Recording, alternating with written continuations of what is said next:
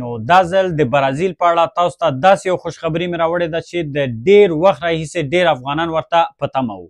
نو خوشبختانه برازیل یو ځل بیا افغانانو ته د بشردوستانه د ویزو د ورکولو پروسه بیرته شروع کړه. نو دغه پروسه چې ده د می میاشتې په لومړي تاریخ باندې شروع شوې ده. نو دا ځل د بشردوستانه ویزو ورکولو د دې برنامې نوم ده Refugees with Civil Society Support. لومړنی 18 نفري ګروپ څو ورځې وړاندې د برازیل ساوپولو ښار ته هم رسېدلی ده. نو دغه برنامه به د برازیل او د یونیسیار په هماهنګۍ باندې مخې ته وړل کیږي.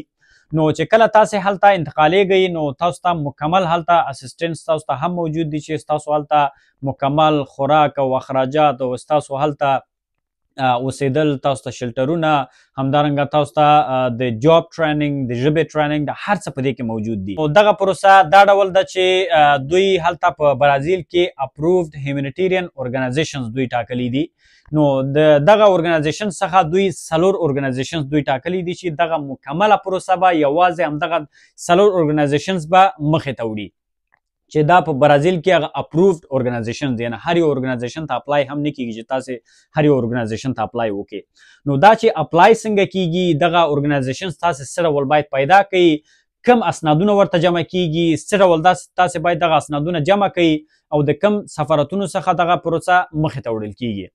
نو دغه پروسه به یوازې د تهران او همدارنګه د اسلام آباد د سفارتونو څخه دغه پروسه مکمل ډول مخې ته وړل کیږي. تاسې به مکمل ډول هغه اسنادونه چې یعنې هغه اسنادونه دا وښیي چې دا ثابت کړي چې ستاسو ژوند په افغانستان کې دننه په خطر لاندې مواجه ده، یعنې ستاسو ژوند خطر سره مواجه ده. مکمل ډول تاسې باید اسنادونه هم تاسې ولرئ او په مختلفو ځایونو کې چې چیرته تاسو کار کړی ده هغه اسنادونه هم تاسې باید ولرئ، ځکه چې لومړی ډول دغه ټول اسنادونه دا یو ځای کیږي او دغه ارګنایزیشنز ته اپلای کیږي منظم ډول.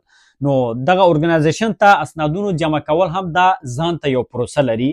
نو دا داسې نه ده چې تاسې اسنادونه راواخلئ او دوی ته ولېږئ. دا چې دغه اسنادونه دوی ته تاسې څه ډول ولېږئ نو د دوی هغه کوم فورمونه چې دي هغه فورمونه څه ډول ډکېږي، دغه اسنادونه ټول یو ځای کېږي منظم ډول. نو دغه ارګنایزیشنز ته اپلای کېږي. یوازې دغه 4 ارګنایزیشنز دي، هر یو ارګنایزیشن نه.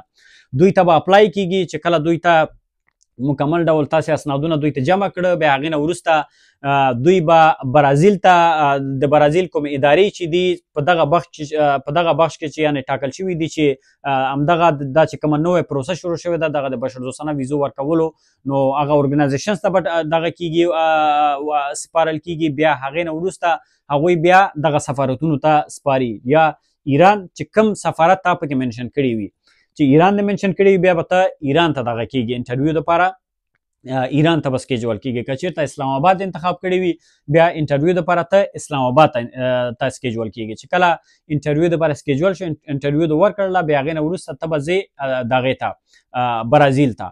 خو څه کال دوی د 2025 تر آخره پورې دوی 1500 نور کسان دوی سکیجول کړي دي چې 500 نورو کسانو ته به دوی ویزې ورکوي. دا د دې خاطره چې دوی چې څومره کسان هلته وړي د دوی ټولو هغه مسؤلیت د دوی په غاړه ده.